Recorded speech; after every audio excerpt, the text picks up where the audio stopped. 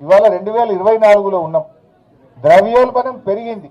Income limit పెంచి పేదలకు అర్హులకు అందరికీ రేషన్ కార్డులు ఇవ్వాలని బీఆర్ఎస్ పార్టీ తరఫున మేము డిమాండ్ చేస్తూ ఉన్నాం. ఇండ్ల విషయంలో ఏడాదికి 5 లక్షల ఇల్లు కట్టమన్నారు. ఇప్పుడు ఏడాది దాటిపోయింది, 13-14 నెలలు అయింది. ఒక్క ఇల్లన్నా కట్టినావా? ఒక్క ఇల్లు కట్టినావా పేదలకు? నువ్వు కూల్చిన ఇండ్లే తప్ప కట్టిన ఇండ్లు లేవు. పేదల ఇండ్లు కూలగొట్టినావు. హైదరాబాద్లో ఊర్లల్లా హైడ్రా పేరిట డ్రామా పెట్టి పేదల ఇల్లు కూల్చినవి తప్ప ఒక్క ఇల్లు కట్టలేదు. ఎస్సీ ఎస్టీలకు 6 లక్షల రూపాయలు ఇస్తామని చెప్పి ఆ రోజు మీరు మేనిఫెస్టోలో చెప్పారు. అందువల్ల ఈసారి మంజూరు చేసే ఇండ్లలో ఎస్సీలకు ఎస్టీలకు 6 లక్షల రూపాయలు ఇచ్చిన మాట నిలుపుకోవాలని కూడా బీఆర్ఎస్ పార్టీ పక్షాన మేము డిమాండ్ చేస్తూ ఉన్నాం. వ్యవసాయ కూలీలు ఇందిరమ్మ ఆత్మీయ భరోసా పేరిట ఇవాళ అందరికీ మేము కూలీలకు సాయం చేస్తామని చెప్పింది. ఇవాళ కొందరికీ అంటున్నారు. వ్యవసాయ కూలీలు ఇవాళ గారిచెర్లపల్లిలో ఒక అమ్మ అడిగింది నన్ను. ఆ అమ్మ పేరు భాగ్యమ్మ.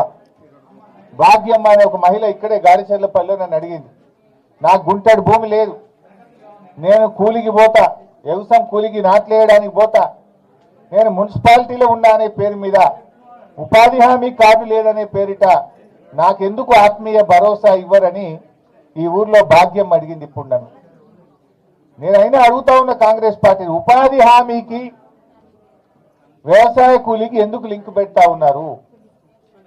ఇది మోకాలకు బోడగుండకు ముడిపెట్టినట్టే. మోకాలికి బోడుగుండుకి ముడిపెట్టడం. మీరు ఊర్లలో గ్రామ సభ పెట్టినప్పుడు నిజంగా భూమి లేని వాళ్ళ కాదా? కూలికి పోతారా లేదా చూసి వాళ్ళకి వ్యవసాయ కూలీలు ఇవ్వాలి. మీరు ఇవాళ ఉపాధి హామీ కార్డుతో ముడిపెట్టి 20 రోజులు పనిచేస్తేనే ఇస్తామని ముడిపెట్టి రేషన్ కార్డుకు ముడిపెట్టి రకరకాల సాకుల పేరు మీద కోతలు పెడతా ఉన్నారు. రాష్ట్రంలో 1 కోటి మంది కూలీలుంటే కేవలం 6 లక్షల మందికి మాత్రమే ఈ పథకం ఇస్తామంటున్నారు. అంటే 6 పైసలు ఇస్తున్నారు, 94 పైసలు ఎగబెడుతున్నారు. 6 పైసలు ఇచ్చి ఇక మా పథకం అమలైపోయింది అంటున్నారు. కోత పెట్టిందేమో 94 పైసలు, ఎగబెట్టింది 90 పైసలు, ఇచ్చింది 6 పైసలు. ఇది మీ కాంగ్రెస్ పాలన. భాగ్యమ్మకు మీరు ఇచ్చే సమాధానం ఏంది? భాగ్యమ్మకు గుంటడి భూమి లేదు, కూలికి పోతున్నది, ఎందుకు ఇవ్వవు భాగ్యమ్మకు అని మేము అడుగుతా ఉన్నాం. అంటే ఎన్నికలప్పుడు మీరు మాటలు చెప్పారు, ఇప్పుడు మాత్రం ప్రజల్ని మోసం చేసే ప్రయత్నం చేస్తున్నారు. సో ఇలా ఏ పథకం చూసినా రుణమాఫీ చూస్తే 30 పైసలు అయింది, 60 పైసలు 70 పైసలు ఇంకా కాలేదు. రైతు భరోసా చూస్తే 6 పైసలకి ఇచ్చిండ్రు, 94 పైసలకు ఎగబెట్టిండ్రు. సారీ, వ్యవసాయ కూలీల పథకం 6 పైసలకి ఇచ్చిండ్రు, 94 పైసలు ఎగబెట్టిండ్రు. రైతు భరోసా చూస్తే వానకాలం ఎగ్గొట్టిండ్రు, యాసంగికి కూడా 6,000 ఇస్తామంటున్నారు. ఇండ్లు చూస్తే ఇదివరకైతే ఇచ్చింది లేదు, మరి రేపు అసలు లిస్ట్ వస్తే మీరు రంగు బయట పడుతుంది.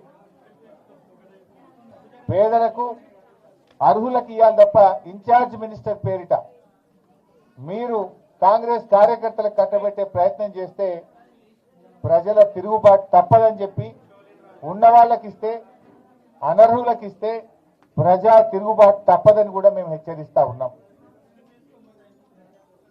అదేవిధంగా రేషన్ కార్డులు కూడా వెంటనే ఇన్కమ్ లిమిట్లను పెంచి పట్టణ ప్రాంతాల్లో గ్రామీణ ప్రాంతాల్లో ఆనాడు కేసీఆర్ గారు పెంచారు, ఇప్పుడు మీరు కూడా పెంచి అర్హులందరికీ కూడా రేషన్ కార్డులు ఇవ్వాలని కూడా కోరుతా ఉన్నాం.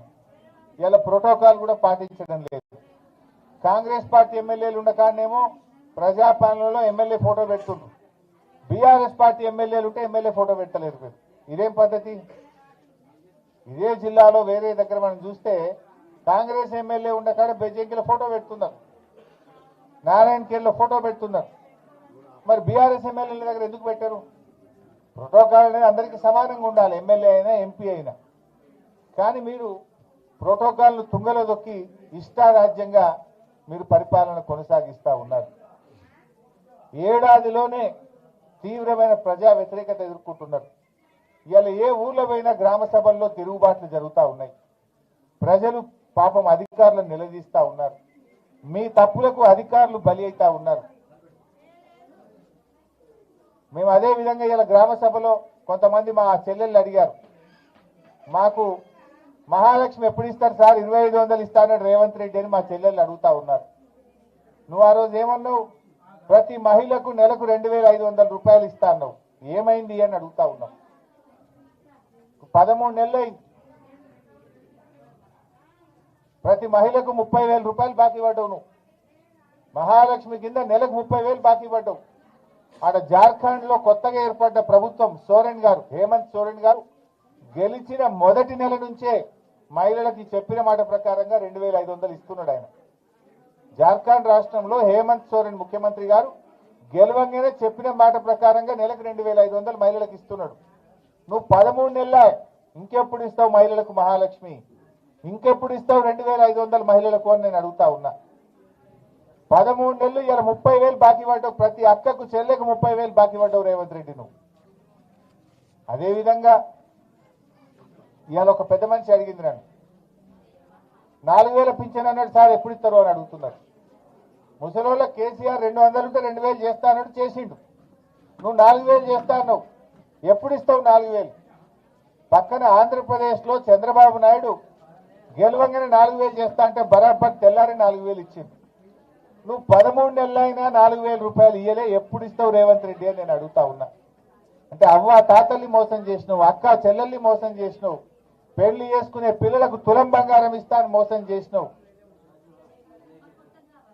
ఇప్పటికైనా కళ్ళు తెరిచి పేదలకు మేలు చేయాలని, రుణమాఫీ వెంటనే అందరికీ పూర్తి చేయాలని, రైతు భరోసా వానకాలం యాసంగి కలిపి 15,000 రూపాయలు ఇవ్వాలని, వ్యవసాయ కూలీలకు ఉపాధి హామీ కార్డుతో నిమిత్తం లేకుండా కూలీలందరికీ ఇందిరమ్మ ఆత్మీయ భరోసా పథకాన్ని వర్తింప చేయాలని, రేషన్ కార్డులకు లిమిట్లు పెంచి గ్రామీణ ప్రాంతంలో పట్టణ ప్రాంతంలో ఇన్కమ్ లిమిట్ పెంచి అర్హులందరికీ రేషన్ కార్డులు అందించాలని, ఎస్సీ ఎస్టీలకు గృహ నిర్మాణ పథకంలో కాంగ్రెస్ పార్టీ మేనిఫెస్టోలో చెప్పిన ప్రకారంగా 6 లక్షలు ఇవ్వాలని చెప్పి మేము డిమాండ్ చేస్తున్నాం.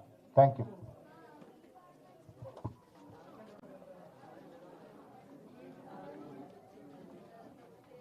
పెట్టి సప్పట్లు కొట్టించుకున్నావు నువ్వు ఆ రోజు. ఇక చెక్కిస్తున్నా 2,750 కోట్లు అన్నావు, సప్పట్లు కొట్టించుకుంటేవి, ఊరిస్తివి, అవతల పట్టివి. మరి ఏమైంది ఆ చెక్కు, ఎందుకు పాస్ కాలేదని అడగవా? నీకు బాధ్యత లేదా?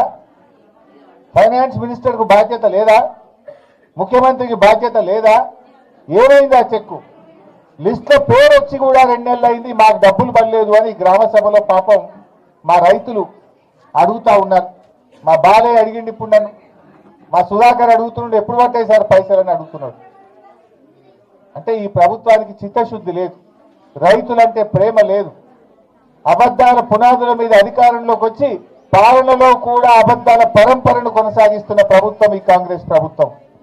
మోసాలు తప్ప నిజాయితీ లేదు, నీతి లేదు ఈ ప్రభుత్వానికి.